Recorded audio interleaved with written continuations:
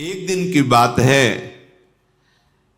कि रावण की बहन शूर्पणखा वो वहां भ्रमण करते हुए आई। पीछे जब सत्संग प्रारंभ हुआ था भगवान श्री राम के चरित्र का, तब आया था विश्रवा को कुबेर जी ने सेवा में 3 नौ युवतियां जो मायामयी और बहुत सुंदर थी, एक पुष्पोत्कटा और मालिनी और राका। पुष्पोत्कटा से रावण कुंभकर्ण, मालिनी से विभीषण और राका से ये शूर्पणखा और खर, इनका प्रादुर्भाव हुआ था। विश्रवा जी पुलस्त जी के ही अंश से प्रकट हुए थे। उत्तम ब्रह्म ऋषि हैं जो ब्रह्मा जी के मानस पुत्र कहे गए हैं, पर क्रोध भाव से कुबेर जी के साथ द्वेष करते थे। प्रारंभ में सुना था उस भाव का प्रभाव हुआ कि माता राक्षसी कुल की थी, तो ये राक्षस स्वभाव वाले प्रकट हुए। पर बड़ी विचित्र लीला, उनमें से विभीषण जी भगवान के परम भक्त, तो ये बहन ही हुई, पिता एक ही है और माता अलग अलग है। ये घूम रही थी, पता नहीं कौन सा सौभाग्य भगवान पर इसकी दृष्टि पड़ी और मोहित हो गई। यद्यपि ये बड़ी भयावनी और राक्षसी स्वभाव की, उसने देखा भगवान श्री राम को तो हृदय में विकलता हो गई। ऐसा सुंदर रूप, अपने को रोक नहीं पाई। प्रणाम है भैया, भगवान के रूप में कौन नहीं मोहित हो जाएगा, प्रणाम है। पर भाव कुछ दूसरा है इसका आंतरिक। जैसे प्रेम तो गोपीजनों ने भी किया और प्रेम मथुरा की कुब्जा ने भी किया, पर जय जयकार कुब्जा की नहीं, गोपीजनों की ही। श्री कृष्ण सुखार्थ निष्काम प्रेम गोपीजनों के हृदय में है। और थोड़ा तो इसलिए श्री शुकाचार्य जी ने तो उसके लिए दुर्भगा शब्द का भी प्रयोग किया है कुब्जा के लिए। गोपीजनों की चरण रज तो बड़े बड़े महापुरुष बंधन करते हैं। प्रभु के रूप को देखकर एक कामाशक्त हो गई, वैसे फिर भी प्रणाम करने लगा योग्य है। कोई ऐसा है ही नहीं, जब काम स्वयं काम से युक्त हो जाए प्रभु को देख के, कोटि काम के मन को मोहित करने वाले प्रभु का रूप है। पर कुछ भाव कुछ दूसरा है। इसके पति का नाम विद्युज्जुहा है। ये काल के राक्षस का प्रधानमंत्री है। रावण ने जब आक्रमण किया तो विद्युज्जुहा ने, प्रधानमंत्री था, उसने कहा कि तुम्हारी जो ये इच्छा है कि संपूर्ण ऋषि मुनियों को नष्ट किया जाए और राक्षसी राज्य हो, इसमें हम सहयोग नहीं करेंगे। ये शूर्पणखा का पति था विद्युज्जुहा। उसकी कोई आज्ञा का उल्लंघन कर दे बर्दाश्त नहीं था, तो रावण ने मार डाला था उसी दिन। अब जब पति को भी मार डाला तो उसके आगे किसका बस क्या है। तो रही थी अपने भाई खर के समीप ही पंचवटी में, पर सोच रही थी कभी ऐसा अवसर आएगा तो तेरा विनाश मेरे द्वारा ही होगा। तूने मेरे पति को मारा। वो राक्षस तो था विद्युज्जुहा, पर धर्मयुक्त था। वो कहता ऐसा नहीं, आप ऋषि मुनियों को मारे, राक्षस राज साबित करें, इस पे हम आपका सहयोग नहीं करेंगे। तो मार डाला उसने, क्योंकि जो अपने स्वार्थ में अंधे होते वो रिश्ते नातों का सम्मान नहीं करते। अब ये स्त्री शरीर में थी तो राक्षसी, पर मन मारे बैठी थी कि कोई हमें ऐसा। अब खर, दूषण, तीसरा, ये सब अनुगामी थे रावण के, रावण की आज्ञा पे चलते थे। तो सोचा कि अगर इनसे भी जरा बोलेंगे तो हमें मार डालेंगे। रावण का विरोध कोई कर दे ऐसा है ही नहीं। त्रिभुवन में कोई नहीं था कि उसके खिलाफ कोई बोल सके। अंदर ही अंदर सोच रही कभी तो अवसर मिलेगा, जीवन व्यतीत करूंगी, लेकिन जिस दिन अवसर मिलेगा इसका नाश करवाऊंगी। आज अजान बाहु भगवान को देखकर उसको और सुना था कि इन्होंने ही सुबाहु आदि काम, मारीच को एक बाण मारा था तो बिना फण का 400 कोस दूर गिरा था, 100 योजन दूर गिरा था। ताड़का का वध किया, विराध का वध किया। उसको पता था, समझ गई कि कोई साधारण बलि ताड़का को नहीं मार सकता था, सुबाहु को नहीं मार सकता था। विराध को नहीं मार सकता था। इसका मतलब है महाबली हैं, एक बार इनसे मिल के देखती हैं। तो प्रभु से कह रही तुम सम पुरुष, क्योंकि आपने भी निश्चय किया है, निश्चरहीन मह करूं भुज उठाए प्रणकीन, और मेरा भी आंतरिक निश्चय है कि इसको बर्बाद करके छोड़ूंगी जिसने हमारे सुहाग को उजाड़ा है। पर बोल नहीं सकती थी। सुंदर रूप धारण किया और भगवान के सामने गई और मुस्कुरा कर बोली तुम सम पुरुष नमो सम नारी, यह संजोग विधि रचा बिचारी।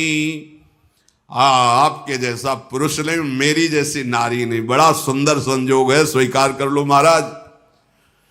मम अनुरूप पुरुष जग माही, देखूं खोजी लोक तिहु नाही, ताते अब लगी रहूं कुमारी, मनुमाना कछु तुम्हीं निहारी। मेरे लायक तो आप ही हो, तीनों लोक में कोई नहीं है मेरी जोड़ का कि रावण का विनाश का संकल्प कर सके। आपने भी किया है और मैंने भी किया है, बड़ी गूढ़ भाषा है।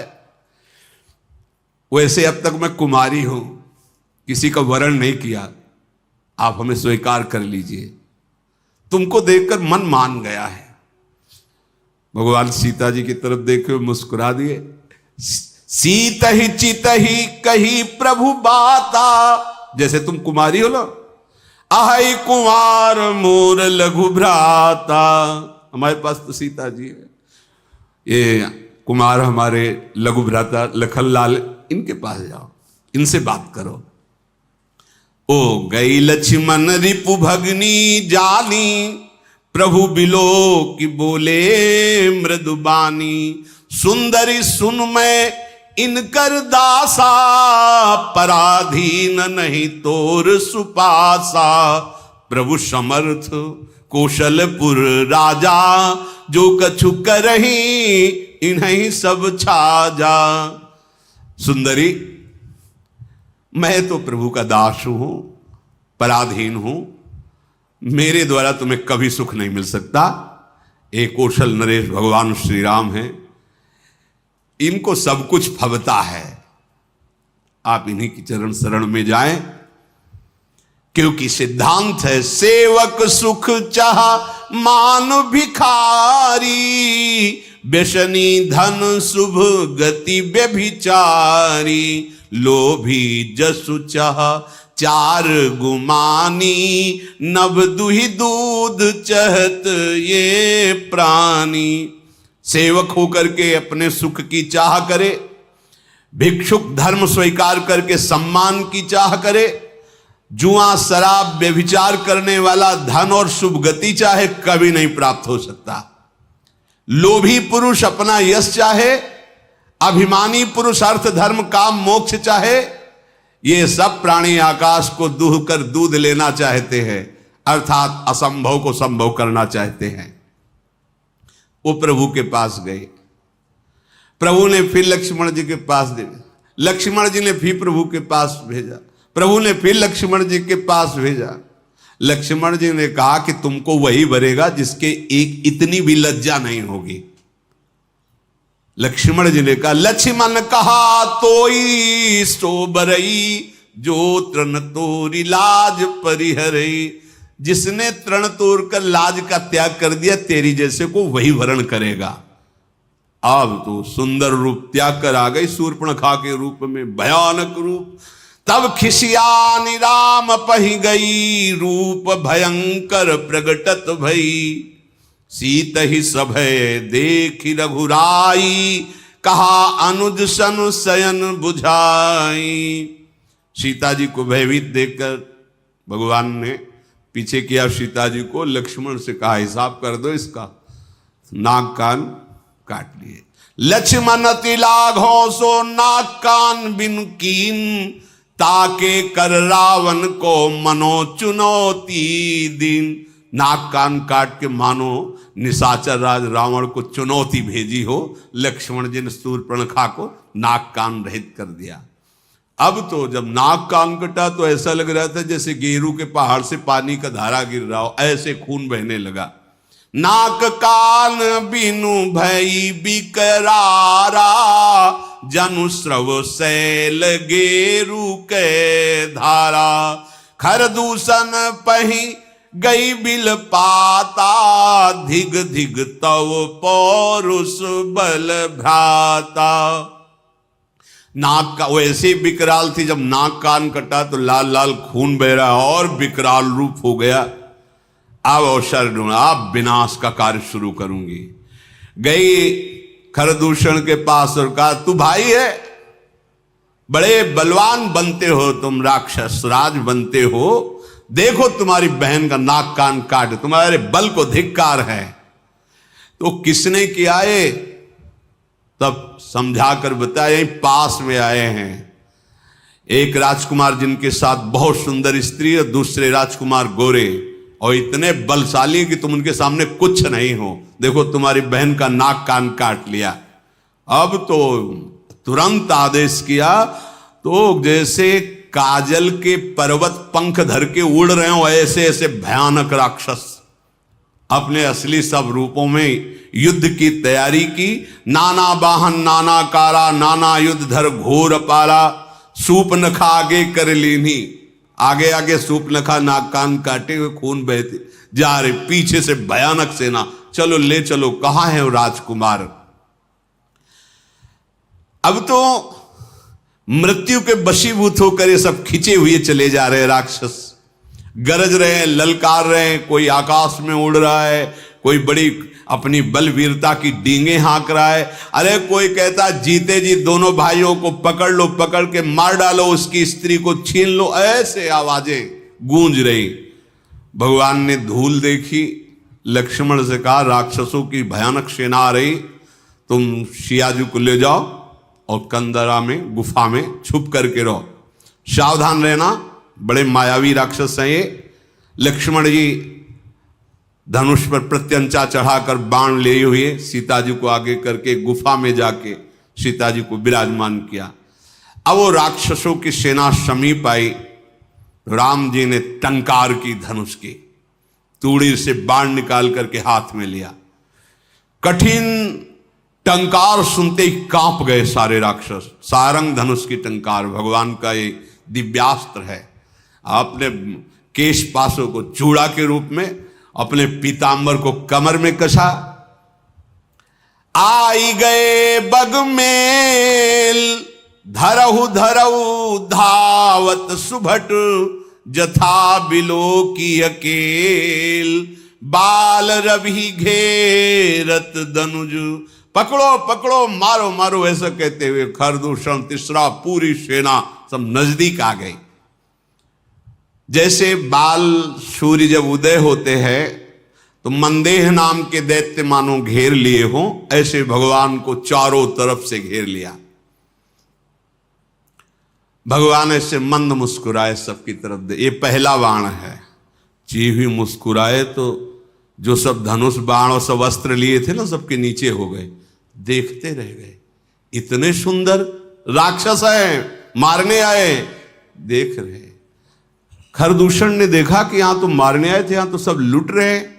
भगवान को जब देखा तो उसने कहा मंत्री से कि मेरी बात इनसे कहो।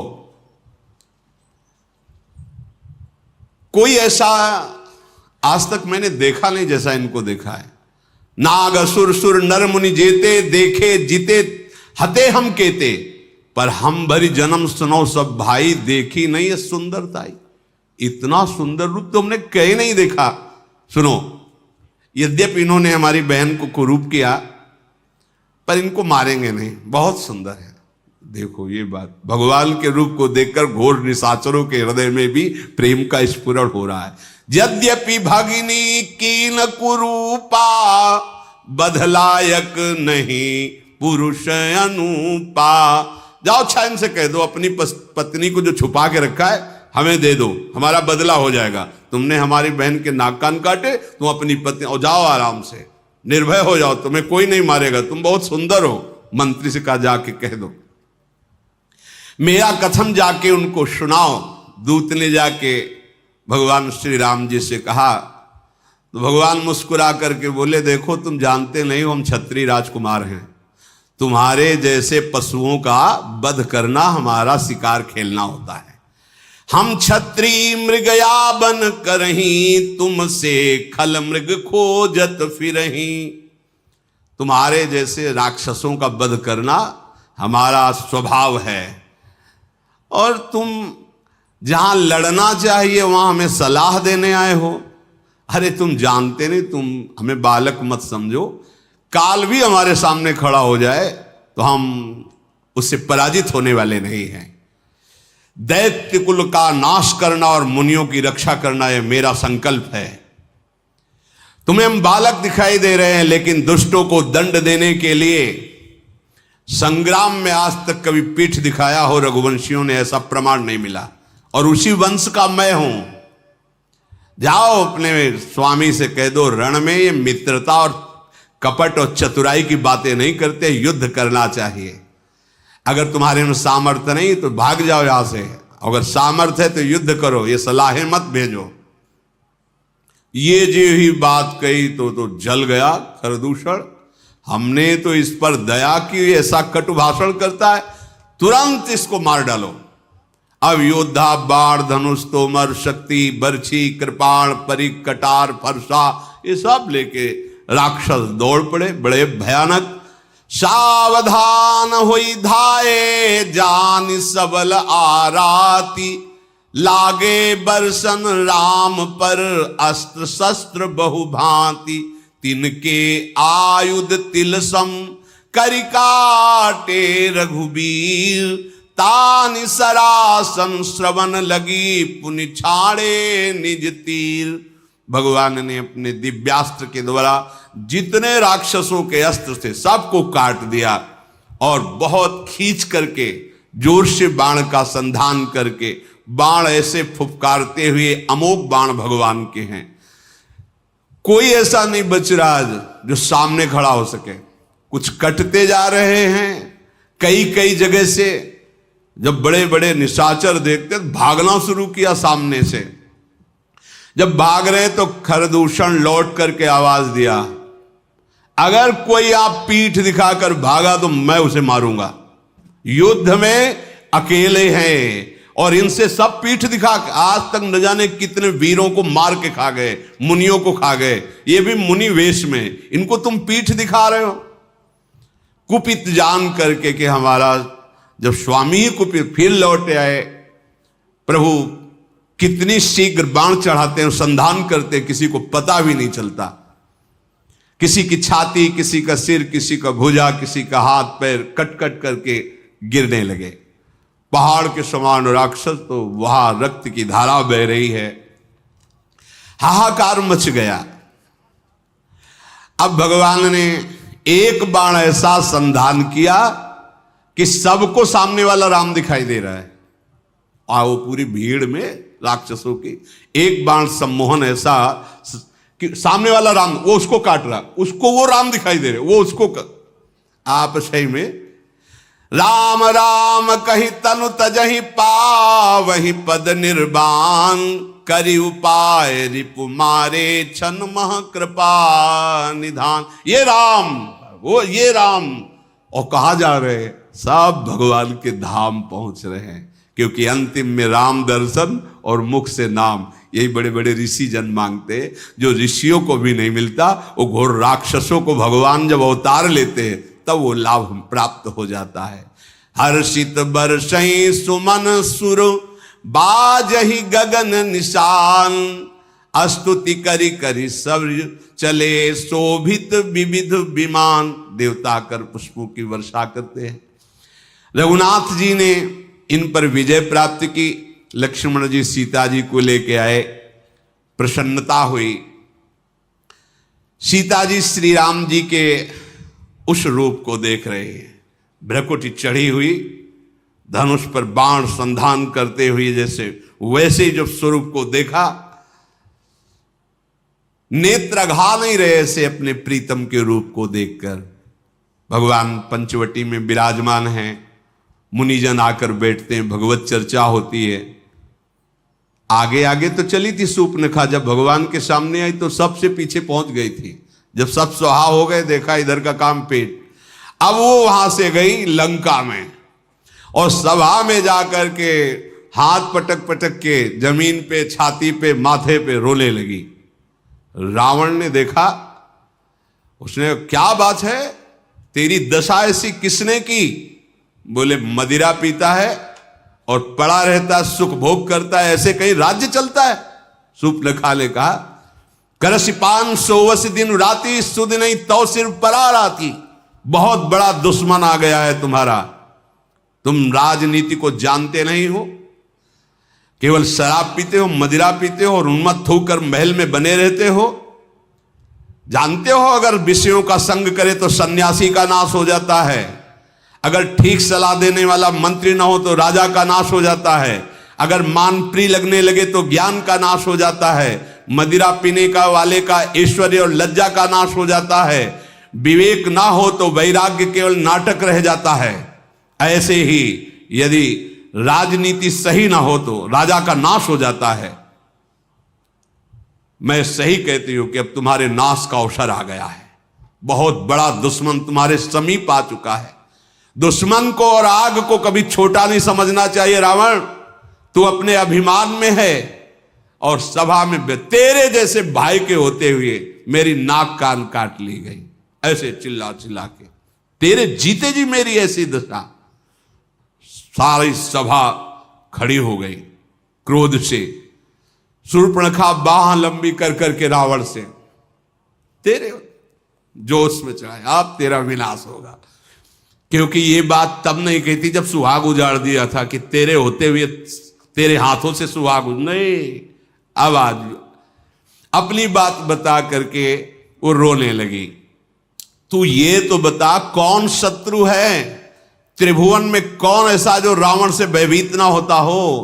कहा है अयोध्यापति महाराज दशरथ के लाडले कुमार श्री राम, लक्ष्मण और बहुत सुंदर उनके साथ स्त्री है, वो आए हुए हैं, जिनकी भुजाओं का बल पाकर अय दशमुख रावण अब कोई भी मुनि तेरे से भय नहीं खाता। देखने में बालक है पर काल के भी वो महाकाल हैं, परम धीर, श्रेष्ठ धनुर्धर, महान गुणों से युक्त, महान बल, अतुलित बल प्रताप, द्रोह भ्राता, खल बदरत सुर मुनि सुख दाता, शोभा धाम राम अस नामा, तिनके संग नारी एक श्यामा। दोनों भाई महान बलशाली, परम सुंदर, शोभा के धाम, नाक कान कटे फिर भी कह रही परम सुंदर है वो, दुष्टों का वध करने में समर्थ है, शांत भक्त, देवता मुनि इनको सुख देने वाले हैं, उनका नाम है राम। इस वीडियो के माध्यम से आपने रावण के बारे में जो सुने किस्से या अनसुनी बातें जान ली, यह आपके ज्ञानवर्धन में निश्चित रूप से बहुत ही महत्वपूर्ण होगी।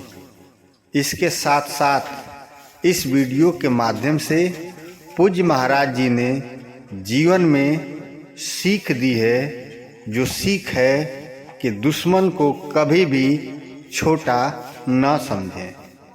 जय श्री राम।